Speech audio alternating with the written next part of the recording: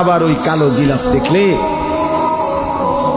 মদিনার ওই সবুজ গম্বুজ দেখলে কলিজা ঠান্ডা হয়ে যায়, চোখ সুখ পাবে, চোখের তৃপ্তি হবে, দেখার মজা মিলবে। আল্লাহ কোরআনে বলছে লিয়াশহাদু মানাফিআ লাহুম।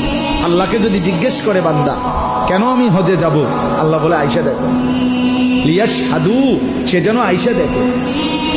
আইসো বান্দা, আসো না আমার ঘরে, আসো, আমি দেখাবো কুদরতের কি পরিমাণ নিদর্শন।